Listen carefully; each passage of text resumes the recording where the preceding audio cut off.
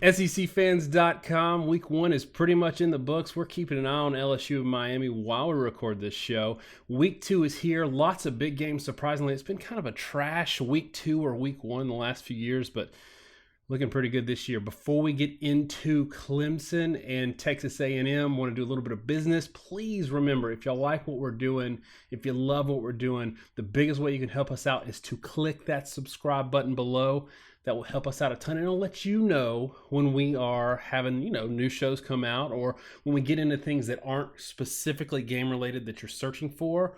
We're gonna do some live stuff later on, and maybe some live game streams. So we want to make sure that you get those notifications. All right, Clemson fans, please bear with us. We might say Clemson every once in a while. We might say Clemson. We might get it right. We love you anyway. We had a lot of fun with Clemson last year on our channel, so we want to discuss them again. We're also going to talk about Georgia, South Carolina, and get into a couple of other SEC games and one non-SEC game later in the week. All right, Josh is with me. Year number 3. Y'all are all familiar. He likes to get nerdy with me.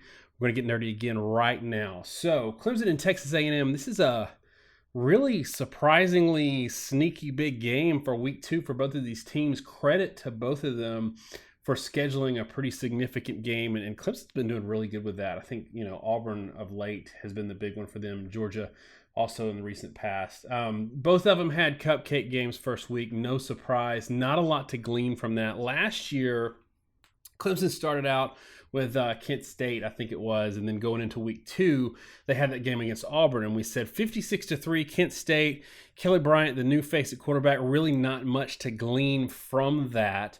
And now this year, we've got Kelly Bryant going off again against a cupcake, but also Trevor Lawrence putting up some stats too, and there's been a lot of talk all summer. If Tua and Jalen was the most talked about quarterback controversy, Trevor Lawrence and Kelly Bryant was probably number 2. Obviously, there's Justin Fields and Fromm over there in Georgia. But what did you see Saturday? Are we ready to sort of hand the reins over to Trevor Lawrence? I think a lot of Clemson fans are thinking that's the case. Or did you see some things from Kelly Bryant that made you feel like not so fast, my friend? It's an interesting question, and obviously, coming out of week 1, anything we say is really speculation. We're not going to really know who these players are. Every criticism is probably overbearing, and any sort of good thing we have to say about these players may be unjustified. But personally, from what I've seen, I think Trevor Lawrence has an incredible arm. I think he has a tremendous amount of potential as a quarterback. I don't think it's there yet, personally. He's not overly athletic. He's athletic enough to play the position. He definitely has the intangibles or tangibles you want in terms of his ability to read coverage, his ability to process information, his size, and his arm strength. But to a certain extent, he reminds me of a young Peyton Manning type. And I think maybe he has the same kind of ceiling, but he's not mobile. And there's 2 things that come from that. The first is he tries to make some plays that he probably shouldn't with his legs. He tries to scramble a little bit more than he should. And I think he thinks he has a little more time than he does. It's interesting you talked about this because I saw the same thing, but I wanted to ask you, and I'll forget if I don't ask you now, is that a function of the offense that they've built for Kelly Bryant, or is that who he is as a player straight out of high school into college? It's probably a function of both, and I think the offense is not helping there. So they ran some zone read concepts. They ran a sprint out. One of his touchdowns was a sprint out pass play. And I don't think that's the kind of thing you want to be asking Lawrence to do. And when I say they got away with it against Furman, a lot of that is the DNs, the outside linebackers weren't fast enough to track him down or force him in the pocket. Lawrence is not fast enough to leave the pocket and outrun defensive ends. He needs to operate in the pocket, and when he bails, he needs to do it in a controlled circumstance. Kelly Bryant's offense is predicated on the zone read. It's a run-first offense. My opinion, and I think you may share this, frankly, is Kelly Bryant, I think, is a little bit better version of Jalen Hurts. I think he has a better arm, a little more consistent. And I don't know that he's the runner Jalen Hurts is, frankly, but he is probably a better all-around quarterback at this point in his career. Probably, in my opinion, a fair amount underrated. Our issues with Bryant have more to do with the system, which is that run spread system doesn't always translate against elite teams. We've talked about this for quite a while now. We saw it in the playoffs last year. But Trevor Lawrence running that system, you're limiting what you're asking him to do in his ability to stretch the field vertically because the offense doesn't have a lot of read based concepts. He can't really manipulate the safeties and the defense the way you'd like. And it's also predicated on the defense overreacting to the quarterback and assigning a man. They don't have to do that with him. And the way he operates athletically, it's, I felt like very quickly in that Furman game, he would have been exposed to a lot of shots, and those rollouts would have put him in a really precarious position. I don't think he's athletic enough to get away with that against the elite teams they'll play. And again, I don't think you have to put him in that position because he's such a gifted passer. The problem is you can't ask an offense in modern college football with the extremely limited number of snaps you get in practice to install two playbooks. Because, yeah, you could teach one to Lawrence and you could teach one to Bryant, but you can't teach the offensive line how to pass block in his own run scheme and how to pass block where you have a guy that's a strict pocket passer where you're trying to get the DNs to go around him. Yeah, and I think that's an interesting point because we're looking at a little bit of the same thing. You mentioned Jalen Hurts, and I agree. I think that Clemson fans might roll their eyes a little bit because when we compare him to Jalen Hurts, and it's because it's not a completely fair comparison, but giving the type of system that they're used to and that they thrive in, I think the comparison is similar or apt. But I do think Kelly Bryant is a better passer. My concern with Kelly Bryant is that he has ridiculous arm talent, but he is kind of a one read guy still a little bit. At least that's what we saw against Alabama. And then even yesterday, it's hard to glean a whole lot from him from that game based on what we said. But that rope he had, I think it was Rodgers, that bomb he had, it was just absolutely beautiful, on the money. We didn't see that against Alabama. Now they're doing a lot of things defensively to keep him from doing that. Anyway, getting back to what you said in terms of two different schemes, two different offenses, this is why I say it's tough to have that Jalen Hurts package for Jalen Hurts when Tua's coming in and doing things so differently, even though he is also mobile, doing things so differently. I think, and that's my next question for you, is since Lawrence and Bryant are in a lot of ways very different, is this a situation where Lawrence is good enough to be on the field right now, but because their play styles are so different and because of what you said in terms of scheme, is that going to keep him off the field, at least in the short term? I think it's a fair question, and the answer may be yes. And obviously, we're comparing him a lot to Tua and Jalen. I think it's because both of us think these situations are similar to in a number of different ways. And we just saw Tua be extremely successful for Alabama last week. But one thing I will say in this comparison that's really important, and just watching LSU get a pick six right now, with Tua and Jalen are almost exactly the same size. It's important to remember Tua was a dual threat quarterback. They're both right at 6'1", 6'2". They're both right at 228. And as much as Jalen runs a different offense, and mainly just because of how they are as a passer and the fact that Jalen is so physical, he can do more power elements, they can still at least operate somewhat in the same scheme. You can use the same blocking patterns. You can have a lot of similar concepts offensively. And if Tua goes down, you can put Jalen in. Bryant and Trevor Lawrence are exact opposites in my mind. I don't think you can ask Lawrence to come in and run the plays that Bryant ran. And Alabama did that last year with Tua, especially in the middle of the season. And if you watched our show, we kept kind of wondering when Tua was going to be the guy because we'd seen him. People talk about him not playing a lot, but he played probably like 3 games worth of full football for Alabama, but he was running Jalen's plays. Clemson doesn't have that choice. And you've got a true freshman on the field without a lot of snaps. So you either have to give him a lot of dedicated snaps in a completely different package, which again, the problem is that affects the receivers, it affects the offensive line, it affects the running backs in the way they do protection, because they have to protect for Lawrence in a different way because he can't escape the pocket the way Bryant does. I think that is going to keep him off the field to a certain extent. And I think they may keep a very limited package for Lawrence, maybe third and long situations, maybe a small strict, like quick strike situation. But it's asking a lot for them to really rotate the quarterbacks because they just require a completely different offense.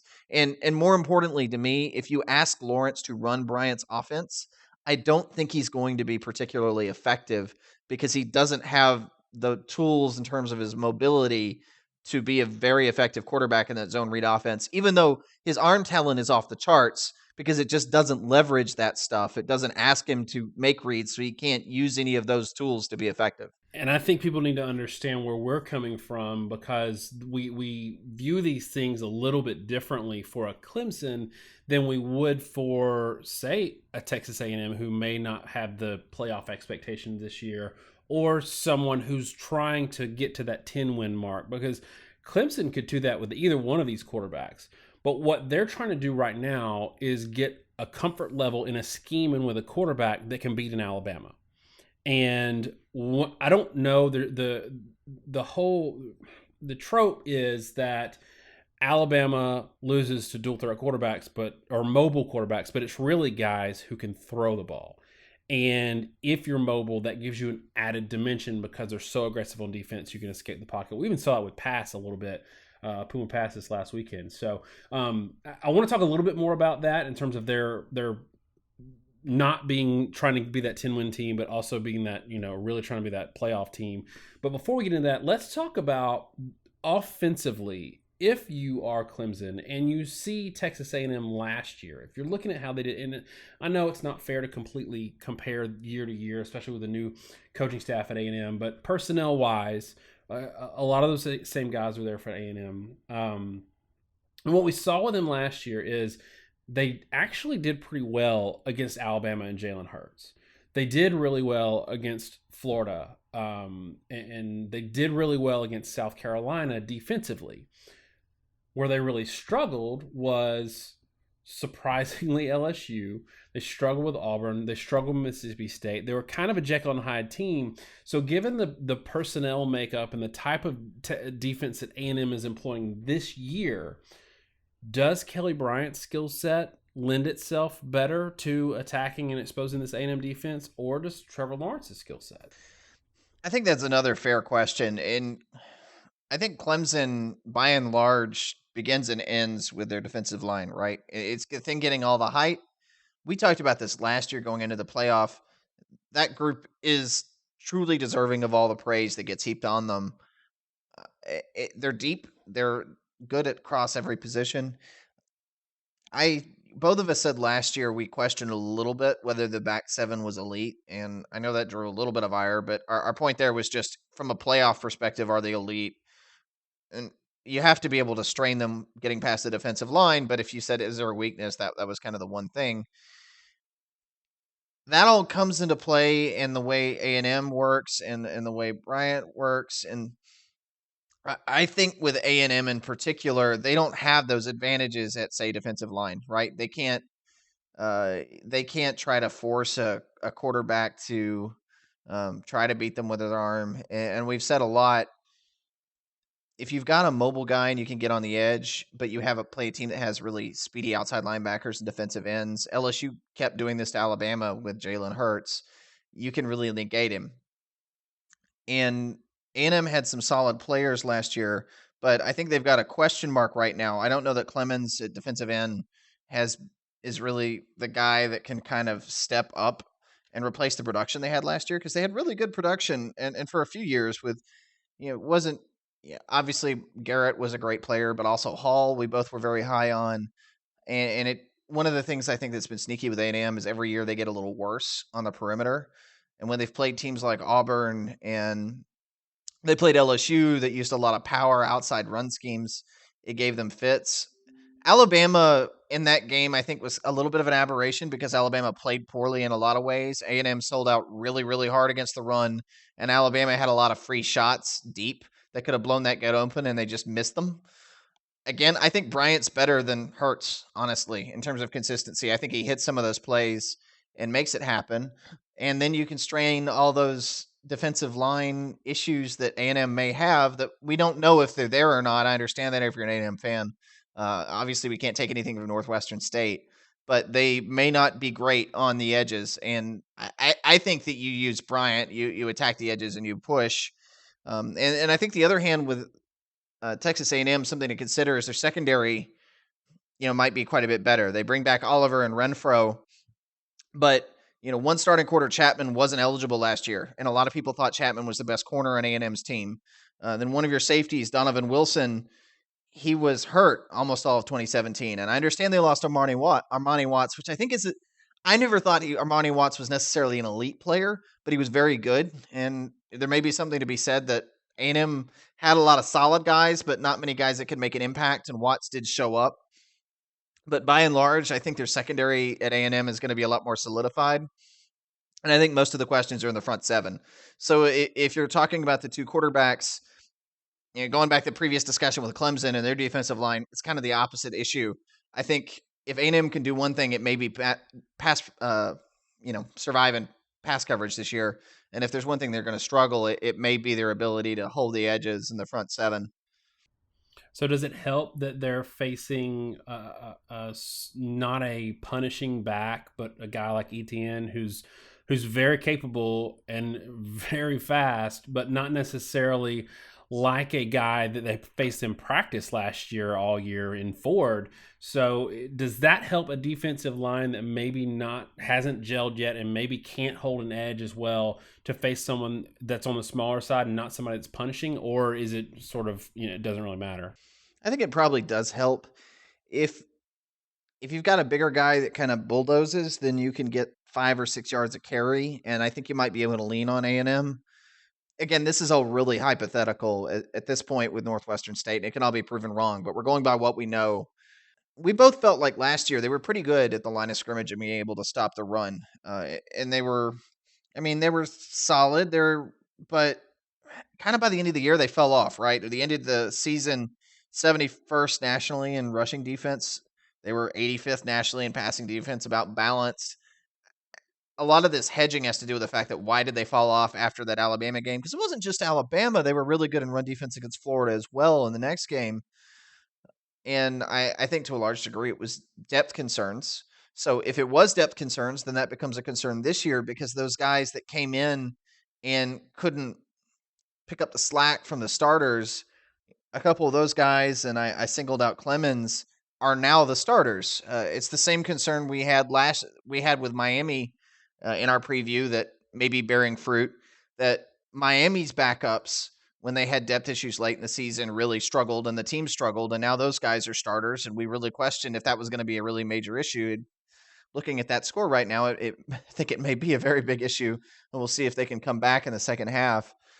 So yeah, I do think leaning on the defensive line with a bigger guy that can kind of pound them and bring out even more depth concerns, because what's the guy past the starter right now is a bigger deal versus a smaller back that, yes, he can take big creases. Etienne is a great back, and I'm not taking away from him, but what we're saying is if you had a back that was just as good as Etienne, but he was a power back instead of a speed back, would that have been better? I think maybe so. That's not to say Etienne won't be really successful, but if you had a guy of his exact, NCAA football 2018 quality and you made him a power back instead of a speed back, it might have been a little more effective against this defense. And you mentioned something that I really wanted to get into, and for Clemson fans who don't know, and maybe you're basing their entire view of Texas A&M off of last year, we were very critical of someone even before we got to last year, based on the fact that he put way too much on even very talented quarterbacks, and it was live or die with the quarterback, and it was live or die with putting them in some pretty bad situations where, low probability situation as a quarterback, long routes, taking forever to develop, trying to get that home run every time, trying to have that sexy offense. And we, like I said, we were real critical of it. Jimbo and that staff have completely changed that to where they don't have to lean on the quarterback as much. And obviously we saw, I think they ran for over 500 yards in their opener. Obviously, we know Williams is a just absolute electric back, but we also saw the emergence of a tight end, which is something we also haven't seen a lot in the past. So I don't want to be overly influenced by this game, and I don't want to be overly influenced by a coach that you and I are very high on and thought this was a very good move for A&M. Everything is telling me that this is a much better team. And it's not fair to say that because I don't know that.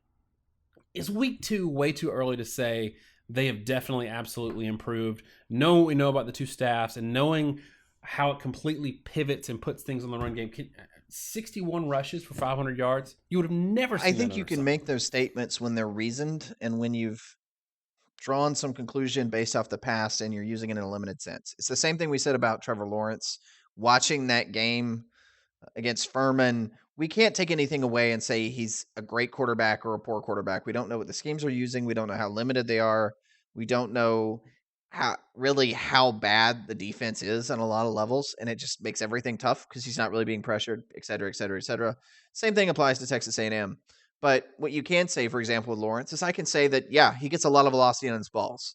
I can say that when he rolls out of the pocket that he's not impressing me with his mobility as a tool, and he may have a lot of other tools, but it's not there.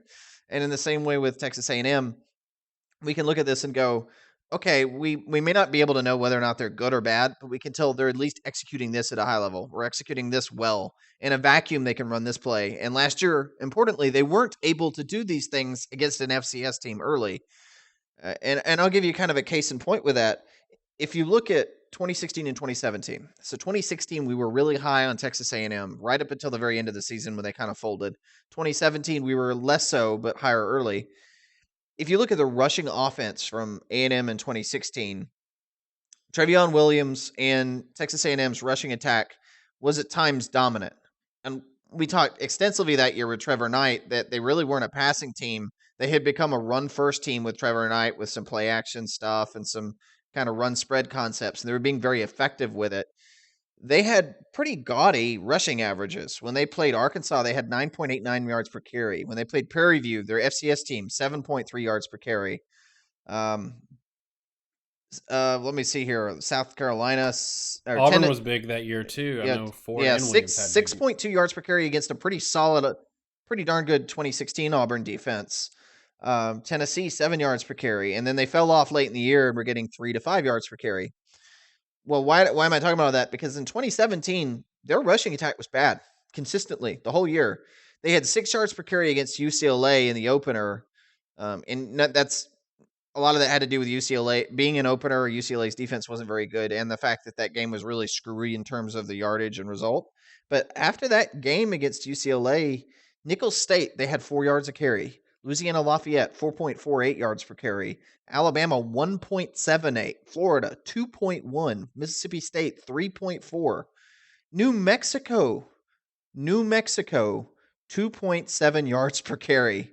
Ole And guys, this Miss, is with two, for Clemson fans who don't know, this is two NFL starting quality tailbacks in Ford and Williams that they had on this squad last year, and these are the numbers they were putting up. right. So if you're getting 2.7 yards per carry against New Mexico and Ole Miss, who were horrible rush defenses Yeah, last yeah. year, at the end of the year, something's wrong, right? Something is just flat wrong. It's not just offensive line, not just running backs, not just receivers. It's scheme, it's motivation, it's all kinds of things. And not saying they're good or bad, but the fact that A&M averaged 8.2 yards per carry against Northwestern State says at the very least their offense is functional again. They Right. could play in New Mexico and run the ball, which they couldn't do last year. And the fact that And okay, so and staying on this point, I'm curious what you think because we do hate hypotheticals here, but we also that's what we have in week 2 because we don't have any data to go on yet. Knowing what you know about how A&M has recruited the last 4 years, and knowing what potential is on that squad, is it fair to say that you only have to change a couple of things for the good in just a little bit of way to completely change the dynamics of what that team is capable I of? think that is fair to say. And I think the scheme's going to be a big part of it and all that and motivation, etc. I definitely think they gave up somewhere around midpoint last season, but there's enough talent there that the potential is quite a bit better than what they are. And I don't know that they're an elite team this year. I'm not saying they're going to be, but quite frankly, last year, especially the best half of the season, they were a bad team. And with the amount of talent they have, it's really inexcusable. And also with all the recruiting they have, they can turn it around. And moving back a little bit, maybe more in the vein of this conversation with Texas A&M versus Clemson, let's look at say the 2017 recruiting class. Clemson was 16, Texas A&M was 13th nationally. A&M on paper, and I know this hasn't translated to the field, and I get that. A&M is as talented as Clemson. They've recruited just as well. Now, Clemson had a great recruiting class last year because they've had several good seasons. A&M had a terrible class last year by SEC standards. I get that. I get that Clemson has generally been higher than A&M, like 11th and 18th in 2016, but by and large, A&M under Sumlin did recruit pretty well. There shouldn't be a significant talent gap. Again, okay, 2015, A&M 11, Clemson 9th nationally. But you wouldn't know that from the result, and it's kind of ridiculous that A&M gets viewed as this grossly inferior team, and I get development projection, etc. The talent on the roster should be somewhat similar, and I think we saw that in the bowl game to finish this point. A&M had 3 true freshmen that played significant minutes in the bowl game for them. And those guys may end up starting this year as sophomores and have more of an idea of what they're supposed to be doing. And that stuff may let A&M to kind of turn the corner into being more competent. I do think A&M is a pretty heavily, in my opinion, maybe undervalued team or underrated. Not saying they're going to finish higher in the pecking order, agreed. but everybody assumes they're going to be the team that rolled over in the second half of the last couple seasons. They forget how good they were in the first half, especially 2016, but even to a certain degree 2017. This is a team that is, in my opinion, on paper, in terms of all the intangibles, absolutely capable of beating Clemson in this game. All right, so since this is still technically, in my mind, preseason and the cupcakes don't count in the opening week, we could go hypothetical all day long, but let's talk about what has to happen. What has to happen for Clemson to win this game? Is it just they have to have a normal business as usual game, or is A&M good enough that we need to see some specific things from Clemson to come away from this one with a win? I think the answer to those is the one and the same. If Clemson is business as usual, meaning that the defensive line to a certain degree dominates the game, if they can control the line of scrimmage, get disruption in the backfield, and I think importantly, keep Mond contained and under pressure, they're probably going to win this game. And they'll do it because if they get disruption like that, they're going to keep the run game from having enough consistency to be in check. And they're going to do it because I don't think A&M and their quarterbacks are going to have a lot of success if they're being pressured at a high rate. We talked about earlier, and I got, we had a whole discussion, but about defensive lines and how dominant Clemson is and how it related to A&M, et cetera, et cetera. But the takeaway from that really was last year we had concerns with Clemson's secondary and whether their secondary really could hold up if somebody could stimmy the defensive line. And that's a really weird, strange hypothetical, but we were nitpicking on a playoff team. It's a different question with A&M, who has trouble in the line of scrimmage on both sides of the ball, because you have to stop Clemson's defensive line to be able to deal with the rest or exploit any weakness that may or may not exist in the secondary. With A&M, if they can't block Clemson and they can't stop Clemson from running the ball with Bryant, none of the rest matters. All this talk about the secondary being better or the talk about whether the offense and the running game's improved, none of that's going to matter if the offensive line and the defensive line don't hold point. And to me, business as usual for Clemson is having dominant lines on both fronts and being able to control the line of scrimmage. That's what they've done the past couple of years. If they do that, they're going to win the game, because I don't think A&M has a proper counter to it. I kind of agree with you there. I think that, for all that we said that Clemson could be taken advantage of in the secondary last year, I don't know that they have as big of a hole there this year. And if the defensive line is getting what they're used to, it's a long night for anybody, and that's including in Alabama. But I also wonder if they're prepared for what they're going to see in Mond. If we get the Mond that was the kind of cool-headed guy that we saw a little bit in stretches last year. So let's flip this around. If A&M's going to come away with a win here, kind of like we say in our other ones, where when we wake up Sunday morning and the headline is what in the newspaper, even though nobody reads newspaper anymore, what does A&M have to do that maybe they haven't done last year, or didn't do last year? What do they have to do if they're going to win this game? I think they have to do a couple things. The first thing is they need to be able to stop the run enough to make the other team have to play two-dimensional football. If the other team can run the ball and have dramatic success just running it, that's not going to be enough. Second thing they have to do is be able to run the ball with some amount of success. And if you track, I say that because we held this discussion about A&M's schedule last year, and I think it's pretty vital. If you look at A&M's success, it's tracked directly with their ability to run the football under someone. It's similar to a lot of guys, Petrino, other in different systems. We don't quite know what Jimbo Fisher's offense is going to look like at A&M, but by and large, at Florida State, their success was predicated on their ability to run the football.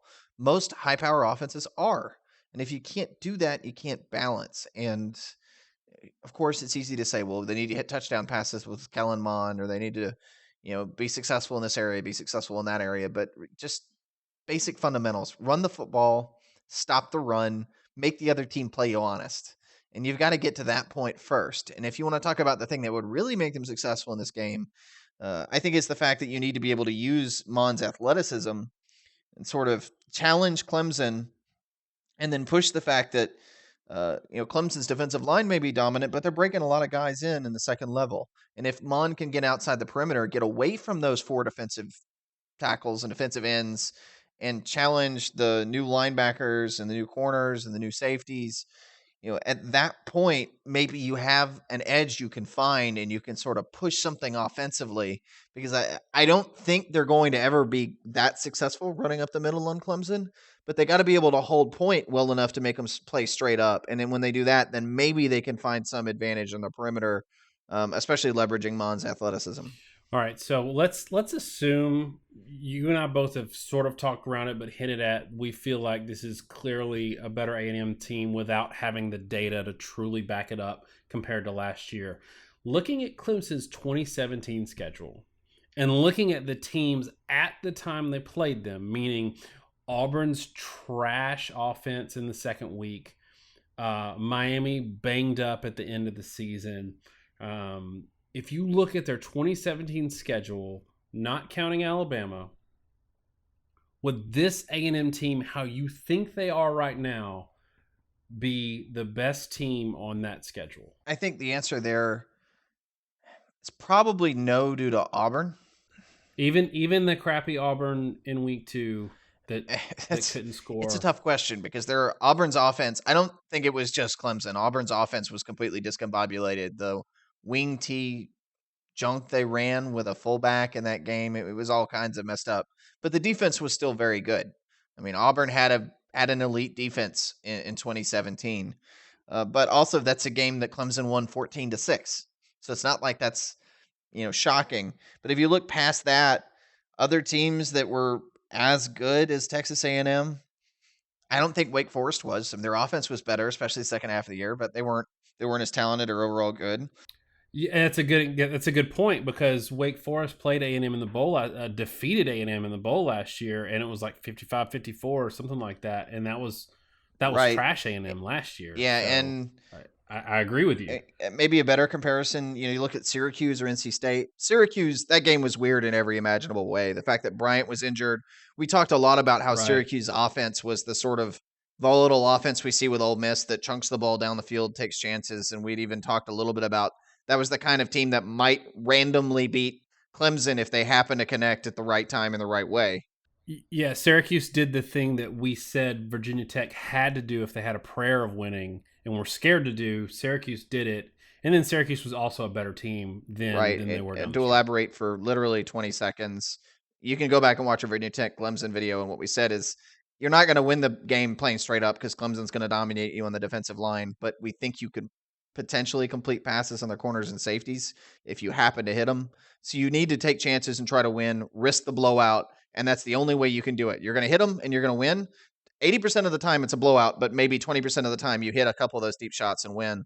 Virginia Tech played it conservative, and that's the wrong way to play Clemson. Same thing probably with A&M this year. That's why I'm mentioning it on the way this has to go. But yeah, NC State I think was probably be the most comparable team to A&M and would be in a few ways, but it's really early to say, but I do think A&M is probably better than NC State was last year. So yeah, I agree with you. I think this is a pretty considerable test that should be taken seriously. All right, follow-up question. With Kellen Mond, if we get the good Kellen Mond we saw in stretches last year, even the one at the end of the Alabama game, is Kellen Mond the best quarterback they would have faced last year, maybe outside of that Syracuse game? Because if you remember, Stidham in that scheme in week 2 was trash. He ended up being a good quarterback at the end of the year.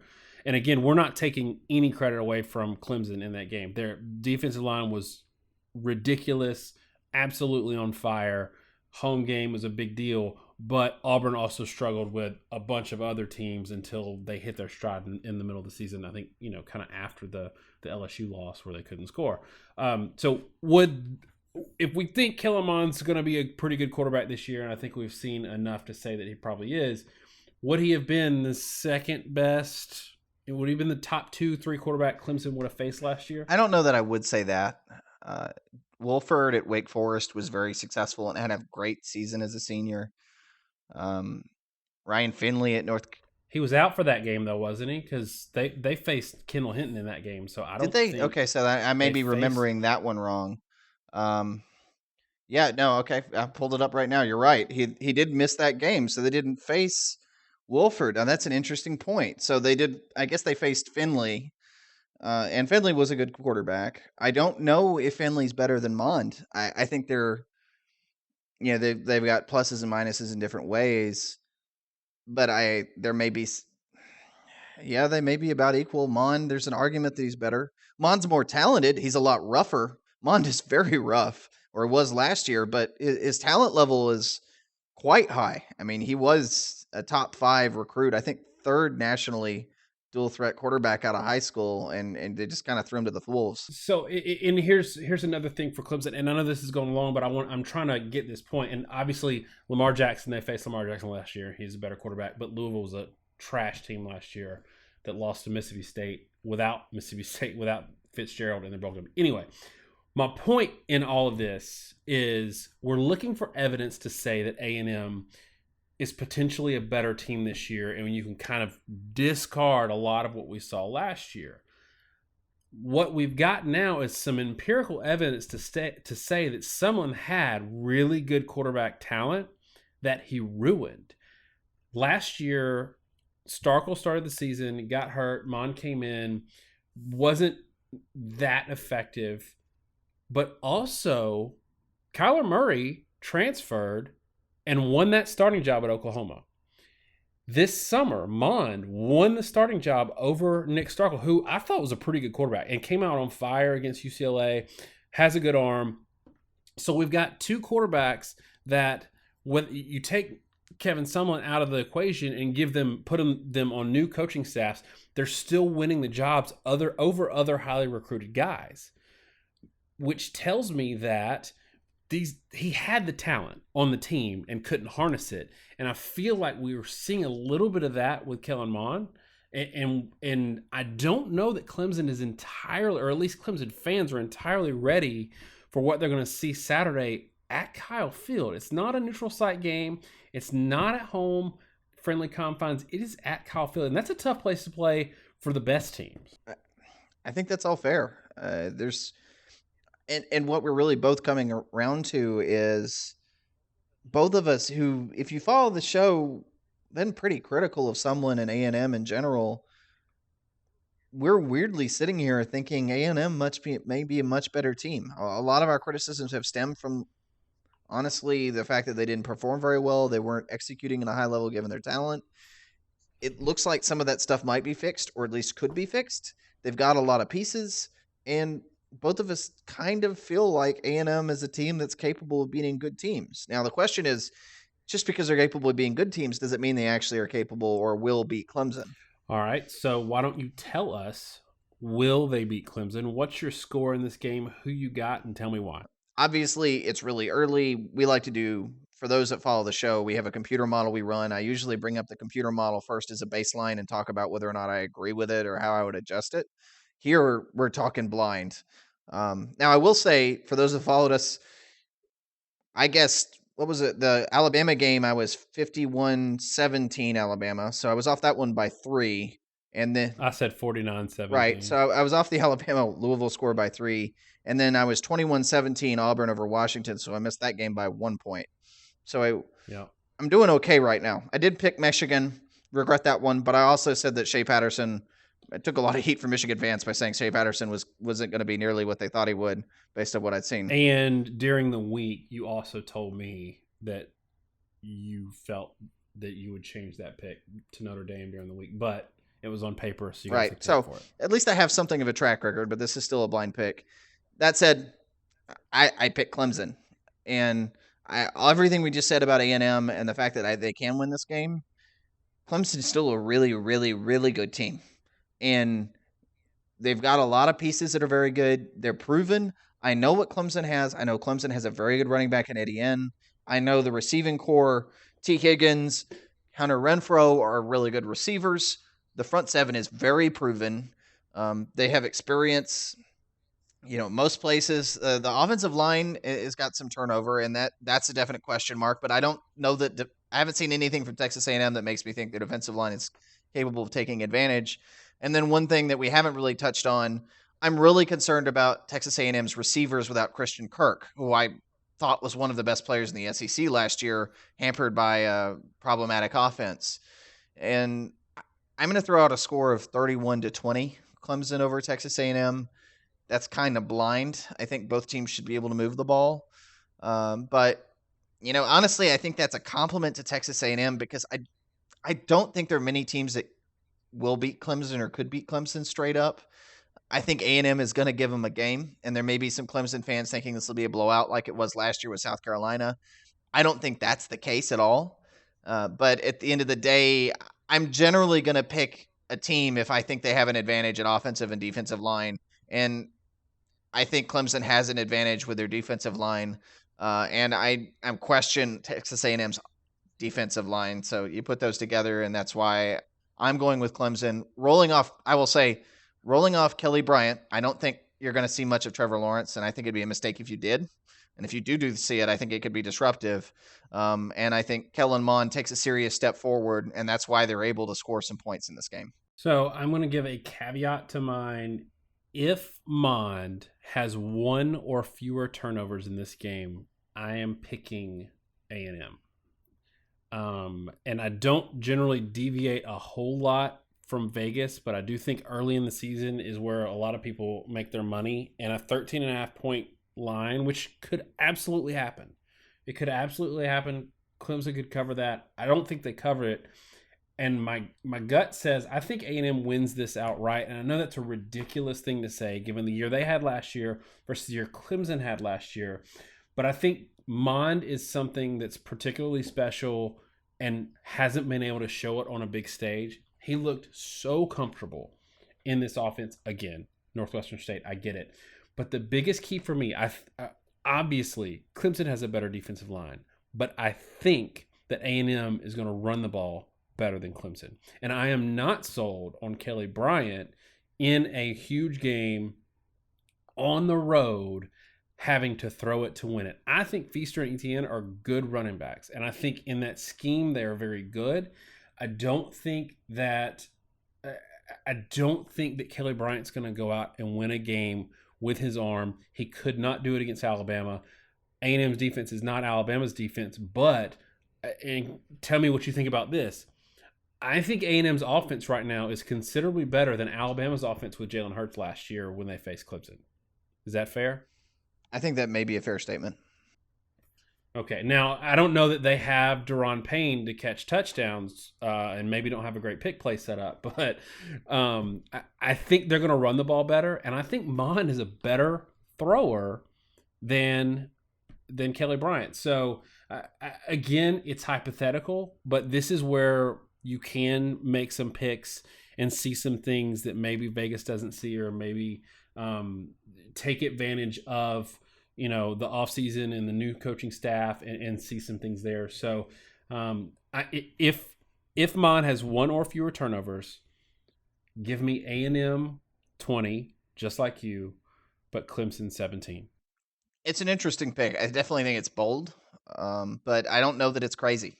And I do agree with you. I think Mond very easily could be a better quarterback than Jalen Hurts was last year.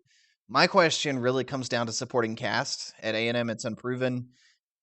Again, you've got a lot of new faces on that offensive line. They could be really good. They may not be. I have concerns about the receiving core and how good they are. But as you touched on, the talent's there. In theory, they could be quite good, and there's no reason to think they're not. But I'm going to go with a proven team personally.